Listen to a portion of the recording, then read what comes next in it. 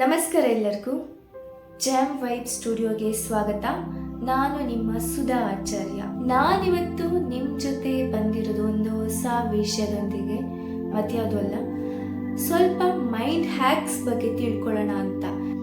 Mind hacks ಬಗ್ಗೆ ನಾವು ತಿಳ್ಕೊಂಡಾಗ ನಾವು ಇನ್ನಷ್ಟು ಪವರ್ಫುಲ್ ಆಗ್ಬೋದು, ಹಾಗೆ ನಾವು ಸ್ಪೀಡ್ ಆಗ್ಬೋದು. ಮೈಂಡ್ ಹ್ಯಾಕ್ಸ್ ಗೊತ್ತಾದ್ರೆ ನಾವು ಹೇಗೆ ಬೇಕಾದರೂ ಲೈಫ್ ಲೀಡ್ ಮಾಡ್ಬೋದು ಅನ್ನೋದು ನನ್ನ ಅನಿಸಿಕೆ. ಹಾಗಾದ್ರೆ ಒಂದಷ್ಟು ಲೈಫ್ ಹ್ಯಾಕ್ಸ್ನ ನಿಮಗೂ ಕೂಡ ಶೇರ್ ಮಾಡ್ತೀನಿ.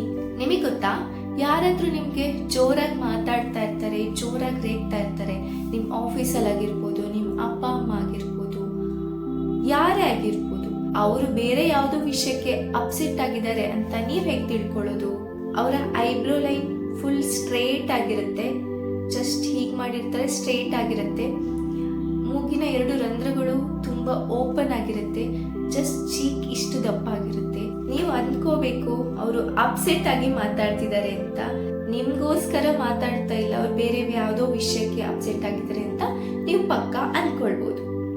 ಇನ್ನೊಂದು ವಿಷಯ ಗೊತ್ತಾ ನಿಮ್ಗೆ, ನೀವು ಯಾರ ಜೊತೆನಾದ್ರೂ ಸತ್ಯ ವಿಚಾರಗಳನ್ನ ಎಕ್ಸ್ಪೆಕ್ಟ್ ಮಾಡ್ತಿದ್ದೀರಾ ಅಂತ ಹೇಳಿದ್ರೆ ಅವರು ಜೆನ್ಯೂನ್ ಆಗಿ ಮಾತಾಡಬೇಕು, ಸುಳ್ಳು ಮಾತಾಡಬಾರ್ದು. ಅವರು ಕ್ಲಿಯರ್ ಕಟ್ ಇನ್ಫಾರ್ಮೇಶನ್ ನಿಮ್ಗೆ ಹೇಳಬೇಕು ಅಂತ ನೀವು ಯಾರತ್ತಾದ್ರೂ ಎಕ್ಸ್ಪೆಕ್ಟ್ ಮಾಡ್ತಾ ಇದ್ರೆ ರಾತ್ರಿ ಹೊತ್ತು ಲೇಟ್ ನೈಟ್ ಮಾತಾಡಿ. ಅವಾಗ ಅವರು ನಿಮ್ಮ ಹತ್ರ ಜಾಸ್ತಿ ಸತ್ಯ ವಿಷಯಗಳನ್ನೇ ಹೇಳ್ತಾರೆ, ಸುಳ್ಳನ್ನ ಹೇಳೋದಕ್ಕಾಗಲ್ಲ. ಯಾಕಂತ ಹೇಳಿದ್ರೆ ಅವರು ನಿದ್ರೆ ಸ್ಥಿತಿಲಿ ಇರ್ತಾರೆ, ಅವರು ತುಂಬಾ ಟಯರ್ಡ್ ಆಗಿರುತ್ತೆ. ಅವಾಗ ಅವರಿಗೆ ಸುಳ್ಳು ಹೇಳಬೇಕು ಅಂತ ಅನ್ಸೋದಿಲ್ಲ, ಸೊ ಸತ್ಯವನ್ನೇ ಹೇಳ್ತಾರೆ. ಜಾಸ್ತಿ ಕ್ರಿಯೇಟಿವ್ ಆಗಿದ್ದಾರೆ ಅಂತ ಅಂದ್ರೆ ಅವ್ರು ಯಾವಾಗ್ಲೂ ಕೂಡ ಉಗುರನ್ನ ಕಚ್ತಾ ಇರ್ತಾರೆ, ಜಸ್ಟ್ ಏನಾದ್ರು ರಬ್ ಮಾಡ್ತಾ ಇರ್ತಾರೆ. ಜಸ್ಟ್ ಅವರಿಗೆ ಮೈಂಡಲ್ಲಿ ಏನಾದ್ರೂ ಒಂದು ಕ್ರಿಯೇಟಿವ್ ಐಡಿಯಾ ಬರ್ತಾ ಇರುತ್ತೆ.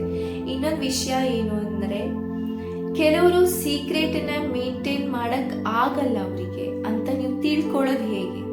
ಸೊ ನಾನು ಇವ್ರ ಹತ್ರ ಈ ವಿಷಯನ ಸೀಕ್ರೆಟ್ನ ಶೇರ್ ಮಾಡ್ಬೋದಾ, ಮಾಡಬಾರ್ದಾ, ಇದು ಹೇಗೆ ಗೊತ್ತಾಗುತ್ತೆ? ತುಂಬಾ ಜನರಿಗೆ 47 ಅವರ್ಸ್ ಅಷ್ಟೇ ಸೀಕ್ರೆಟ್ನ ಮೇಂಟೈನ್ ಮಾಡಕ್ ಹೋಗೋದು, ಅದಕ್ಕಿಂತ ಜಾಸ್ತಿ ಅವರಿಗೆ ಸೀಕ್ರೆಟ್ನ ಮೇಂಟೈನ್ ಮಾಡಕ್ ಆಗಲ್ಲ. ಅಂತವ್ರು ಯಾರು ಅಂತ ಹೇಳಿದ್ರೆ, ತುಂಬಾ ಮಾತಾಡ್ತಾ ಇರ್ತಾರೆ, ಏನ್ ಮಾತಾಡ್ತಾರೆ ಅಂತ ಅವರಿಗೆ ಗೊತ್ತಾಗ್ತಿರೋದಿಲ್ಲ. ಅಂತವರಿಗೆ ಖಂಡಿತವಾಗ್ಲೂ ಸೀಕ್ರೆಟ್ ಮೇಂಟೈನ್ ಮಾಡಕ್ ಆಗಲ್ಲ. ಸೊ ಯಾರು ಸೈಲೆಂಟ್ ಆಗಿರ್ತಾರೆ, ಮೌನಿ ಆಗಿರ್ತಾರೆ, ಎಷ್ಟು ಬೇಕೋ ಅಷ್ಟೇ ಮಾತಾಡ್ತಾರೆ, ಅವ್ರನ್ನ ನೀವು ನಂಬೋದು, ಇವ್ರ ಹತ್ರ ಸೀಕ್ರೆಟ್ನ ಶೇರ್ ಮಾಡ್ಬೋದು ಅಂತ. ಹಾಗಂತೇಳಿ ನಿಮ್ಮ ಎಲ್ಲ ಸೀಕ್ರೆಟ್ಗಳನ್ನ ಶೇರ್ ಮಾಡ್ತಾ ಹೋಗ್ಬೇಡಿ. ಸೀಕ್ರೆಟ್ ಅಂದ್ರೇನೆ ಯಾರಿಗೂ ಶೇರ್ ಮಾಡಬಾರ್ದು ಅಂತ ಅರ್ಥ. ಸೊ ಶೇರ್ ಮಾಡಿದ್ರೆ ಅದು ಸೀಕ್ರೆಟ್ ಹೇಗಾಯ್ತು ಅಂತ ನಿಮ್ಗೆ ಏನಾದ್ರೂ ಸ್ಮಾಲ್ ಏನಾದ್ರೂ ಸೀಕ್ರೆಟ್ಸ್ ಇತ್ತು ಅಂದ್ರೆ ಅದನ್ನ ಶೇರ್ ಮಾಡ್ಬೋದು. ಅದು ಯಾರ ಹತ್ರ ಅಂದ್ರೆ ಜಾಸ್ತಿ ಮಾತಾಡದೆ ಇರೋರ ಹತ್ರ. ಇನ್ನೊಂದು ವಿಷಯ ಏನು ಅಂತ ಹೇಳಿದ್ರೆ, ನೀವೇನಾದ್ರೂ ಮಾಡ್ಬೇಕು ಅಂತ ಅನ್ಕೊಂಡಿದ್ರೆ, ಆಕ್ಷನ್ ತಗೋಬೇಕು ಅಂತ ಇದ್ರೆ, ಏನಾದ್ರೂ ಅಚೀವ್ ಮಾಡ್ಬೇಕು, ಏನಾದ್ರೂ ಪ್ಲಾನ್ಸ್ ಇದ್ರೆ, ಸಕ್ಸಸ್ ಆಗೋದಕ್ಕೆ ಏನಾದ್ರೂ ಒಂದು ಪ್ಲಾನ್ ಹಾಕೊಂಡಿದ್ರೆ ಅದನ್ನ ಯಾರ ಹತ್ರನೂ ಹೇಳ್ಬಾರ್ದು. ಹೇಳಿದ್ರೆ ಅಲ್ಲಿ ನಿಮ್ಗೆ ಎಕ್ಸೈಟ್ಮೆಂಟ್ ಏನಿರುತ್ತೆ, ನೀವು ಅಚೀವ್ ಮಾಡ್ಬೇಕಂತಿರೋದು, ಅದು ಅಲ್ಲೇ ನಿಮ್ಗೆ ಆ ಎಕ್ಸೈಟ್ಮೆಂಟ್ ಹೋಗುತ್ತೆ. ಸೊ ನಾನು ಆ ಪ್ಲೇಸಿಗೆ ರೀಚ್ ಆಗಿದ್ದೀನಿ ಅನ್ನೋ ಎಕ್ಸೈಟ್ಮೆಂಟ್ ನಿಮ್ಗೆ ಅಲ್ಲೇ ಸಿಗತ್ತೆ ಯಾರ ಥರ ಶೇರ್ ಮಾಡಿದಾಗ. ಸೊ ನಿಮ್ಗೆ ಆ ಗೋಲ್ ರೀಚ್ ಮಾಡೋದಕ್ಕೆ ಸಾಧ್ಯ ಆಗಲ್ಲ. ಸೊ ನೀವು ಈ ಪ್ಲಾನನ್ನ ಯಾರ ಹತ್ರ ಶೇರ್ ಮಾಡ್ತಾ ಹೋದ್ರೆ ಅದು ನೀವು ಆ ಪ್ಲಾನ್ಗೆ ರೀಚ್ ಆಗೋದಕ್ಕೆ ತುಂಬಾ ಕಷ್ಟ. ತುಂಬಾ ಖುಷಿಯಾಗಿರ್ಬೇಕು ಅಂದ್ರೆ ಒಂದೇ ಫಾರ್ಮುಲಾ, ತುಂಬಾ ಬ್ಯುಸಿ ಆಗಿರ್ಬೇಕು. ಯಾವ್ದಾದ್ರೂ ಒಂದು ಆಕ್ಟಿವಿಟೀಸ್ ಅದು ಯೂಸ್ ಆಗ್ಲಿ, ಯೂಸ್ ಆಗದೆ ಇರ್ಲಿ, ಅದು ಒಂದೇ ಸಲ ನಿಮ್ಗೆ ಫಲ ಕೊಡ್ಲಿ, ಅದು ಮ್ಯಾಟ್ರ್ ಅಲ್ಲ. ಸೊ ನೀವು ಬ್ಯುಸಿ ಆಗಿರ್ಬೇಕು, ಯಾವ್ದ್ರಲ್ಲಾದ್ರೂ ಒಂದು ಕೆಲಸದಲ್ಲಿ ಬ್ಯುಸಿ ಆಗಿ ಇಟ್ಕೊಂಡಾಗ ನೀವು ನಿಮ್ಮಷ್ಟಕ್ಕೆ ನೀವು ಖುಷಿಯಾಗಿರ್ಬೋದು. ಯಾರ ತಂಟೆನೂ ಇಲ್ಲ, ಯಾರ ಜೊತೆ ಯಾರ ವಿಷಯನೂ ಥಿಂಕ್ ಮಾಡಲ್ಲ. ನೀವೇ ಒಂದು ಆಕ್ಟಿವಿಟೀಸ್ ಅಲ್ಲಿ ಬ್ಯುಸಿ ಆಗಿರ್ತೀರ, ನೀವು ಖುಷಿಯಾಗಿರ್ತೀರ. ನೀವು ಯಾವ್ದಾದ್ರು ಏನಾದ್ರು ಶೇರ್ ಮಾಡ್ತಾ ಇರ್ತೀರಾ, ಅವಾಗ ಆಪೋಸಿಟ್ ಪರ್ಸನ್ ಹತ್ರ ಒಂದು ಪಾಸಿಟಿವ್ ಆನ್ಸರ್ ಬರಬೇಕು ಅಂತ ಎಕ್ಸ್ಪೆಕ್ಟ್ ಮಾಡ್ತಿರ್ತೀರಾ. ಆಬ್ವಿಯಸ್ಲಿ ಎಲ್ಲರೂ ಕೂಡ ಅದೇ ಎಕ್ಸ್ಪೆಕ್ಟ್ ಮಾಡ್ತಿರ್ತಾರೆ, ನಾನೇನಾದ್ರೂ ಶೇರ್ ಮಾಡಿದ್ರೆ ಆಪೋಸಿಟ್ ಪರ್ಸನ್ ಇಂದ ಪಾಸಿಟಿವ್ ರೆಸ್ಪಾನ್ಸ್ ಬರಲಿ ಅಂತ. ಯಾವಾಗ ನಿಮ್ಗೆ ಪಾಸಿಟಿವ್ ರೆಸ್ಪಾನ್ಸ್ ಬರಲ್ಲ, ನಿಮ್ಗೇನಾದರೂ ಇರಿಟೇಟ್ ಆನ್ಸರೇ ಬರ್ತಾ ಇರುತ್ತೆ ಅಂತ ಹೇಳಿದ್ರೆ ಆ ಪರ್ಸನ್ ನಿಮಗೆ ಹೇಟ್ ಮಾಡ್ತಾ ಇದ್ದಾರೆ ಅಥವಾ ಅವರು ಸುಳ್ಳು ಹೇಳ್ತಾ ಇದ್ದಾರೆ ಅಂತ ಅರ್ಥ. ಸೊ ನಿಮಗೆ ನೀವು ಅವರು ಸತ್ಯ ಹೇಳಬೇಕು ಅಥವಾ ಅವ್ರು ನಿಮಗೆ ಕರೆಕ್ಟಾಗಿ ಆನ್ಸರ್ ಹೇಳಬೇಕು ಅಂತ ನೀವೇನಾದರೂ ಎಕ್ಸ್ಪೆಕ್ಟ್ ಮಾಡ್ತಾ ಇದ್ರೆ ಅವರಿಗೆ ಒಂದೇ ಸಮನೆ ಐ ಕಾಂಟ್ಯಾಕ್ಟ್ ಮಾಡಿ. ಐ ಕಾಂಟ್ಯಾಕ್ಟ್ ಮಾಡಿದ ತಕ್ಷಣ ಅವರಿಗೆ ಸುಳ್ಳು ಹೇಳೋಕ್ಕಾಗಲ್ಲ. ಸೊ ಸತ್ಯನೇ ಹೊರಗೆ ಬರುತ್ತೆ. ಯಾವುದಾದ್ರೂ ನಿಮಗೆ ಥಿಂಗ್ಸ್ನ ತಗೋಬೇಕು, ಯಾವುದಾದ್ರೂ ಪರ್ಸನ್ನ ಫಸ್ಟ್ ಮೀಟ್ ಆಗಬೇಕು ಅಂತ ಹೇಳಿದ್ರೆ ಅವಾಗ ನಿಮಗೆ ಒಂಥರ ಎಕ್ಸೈಟ್ಮೆಂಟ್ ಇರುತ್ತಲ್ವಾ. ಸೊ ಯಾವುದೊಂದು ಕಾರ್ ತಗೋಬೇಕು ಅಥವಾ ಬೈಕ್, ಮನೆ, ಇನ್ನೇನೋ ಒಂದು. ಸೊ ಇನ್ನೊಂದು ಪರ್ಸನ್ನ ಹೊಸದಾಗಿ ಮೀಟ್ ಆಗೋದು, ಅವ್ರ ಜೊತೆಗೆಲ್ಲ ಶೇರ್ ಮಾಡೋದು, ಒಂದು ಫನ್ ಗೇಮ್ಸ್, ಏನೋ ಒಂದು ನೀವು ಕಾಣದೇ ಇರೋದನ್ನ ಆ ಫಸ್ಟ್ ಎಕ್ಸೈಟ್ಮೆಂಟ್ ಇರುತ್ತಲ್ಲ, ಅದು ಕೇವಲ 9 ಡೇಸ್ ಮಾತ್ರ ಆ ಎಕ್ಸೈಟ್ಮೆಂಟ್ ಇರುತ್ತೆ.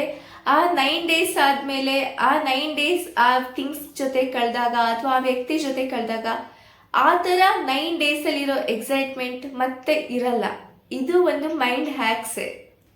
ನಿಮಗೆ ಇನ್ನೊಂದು ಪೀಸ್ ಆಗಿರಬೇಕು, ಸ್ವಲ್ಪ ಮೈಂಡ್ ನಿಮ್ಮದು ಪವರ್ಫುಲ್ ಆಗಬೇಕು ಅಂತ ಹೇಳಿದ್ರೆ, ನಿಮಗೆ ಕ್ರಿಯೇಟಿವ್ ಐಡಿಯಾಸ್ಗಳು ಬರಬೇಕು ಅಂತ ಹೇಳಿದ್ರೆ ನೀವು ಹೊರಗಡೆ ಸುತ್ತಾಡಬೇಕು, ಟ್ರಾವೆಲ್ ಮಾಡಬೇಕು. ಸೊ ಜಗತ್ತನ್ನು ನೋಡಿದಾಗ ನಿಮಗೆ ಕ್ರಿಯೇಟಿವ್ ಐಡಿಯಾಸ್ಗಳು ಮತ್ತು ನಿಮ್ಮ ಮೈಂಡ್ ಇನ್ನಷ್ಟು ಪವರ್ಫುಲ್ ಆಗುತ್ತೆ. ನೀವು ಯಾವಾಗಲೂ ಕೂಡ ಒಂದೊಂದು ಹ್ಯಾಕ್ಸ್ನ ತಿಳ್ಕೊಳ್ಳೇಬೇಕು. ಬೇರೆಯವ್ರು ಯಾವಾಗಲೂ ನಿಮ್ಮನ್ನ ಫ್ರೀಯಾಗಿದ್ದಾರೆ ಅಂತ ಅಂದ್ಕೊಳ್ಳೋಕ್ಕೆ ಅವಕಾಶ ಮಾಡಿಕೊಡ್ಬಾರ್ದು. ಸೊ ಯಾವಾಗಲೂ ಕೂಡ ನಾನು ಬ್ಯುಸಿ ಇದ್ದೀನಿ, ನೋ ಸ್ವಲ್ಪ ಕಾಯಿಸಿ ಏನಾದರೂ ಕೆಲಸ ಮಾಡೋದನ್ನ ಕಲಿತ್ರೆ ನಿಮಗೆ ವ್ಯಾಲ್ಯೂ ಜಾಸ್ತಿ ಆಗುತ್ತೆ. ತುಂಬ ಬ್ರಿಲಿಯಂಟ್ ಆಗಿರ್ತಾರೆ, ತುಂಬ ಜೆನ್ಯೂನ್ ಆಗಿರ್ತಾರೆ ಅಂತ ಹೇಳಿದ್ರೆ ಅವರಿಗೆ ಫ್ರೆಂಡ್ಸೇ ಇರಲ್ಲ, ರೇರ್ ಫ್ರೆಂಡ್ಸ್ ಇರ್ತಾರೆ, ತುಂಬ ಕಡಿಮೆ ಫ್ರೆಂಡ್ಸ್ ಇರ್ತಾರೆ. ಆ ಥರ ಫ್ರೆಂಡ್ಸ್ ಇದ್ದರೂ ಕೂಡ ಅವರು ತುಂಬ ಜೆನ್ಯೂನ್ ಫ್ರೆಂಡ್ಸ್ ಮಾತ್ರ ಇರ್ತಾರೆ ಅವ್ರ ಸುತ್ತಮುತ್ತ. ಸೊ ಯಾರ ಜೊತೆಗೆ ಜಾಸ್ತಿ ಫ್ರೆಂಡ್ಶಿಪ್ ಇಲ್ಲ, ಕಡಿಮೆ ಫ್ರೆಂಡ್ ಸರ್ಕಲ್ ಇದೆ ಅಂದರೆ ಅವ್ರನ್ನ ಅರ್ಥ ಮಾಡ್ಕೊಳ್ಬೋದು, ಇವರು ತುಂಬ ಬ್ರಿಲಿಯಂಟ್ ಇದ್ದಾರೆ, ಜೆನ್ಯೂನ್ ಆಗಿದ್ದಾರೆ ಅಂತ.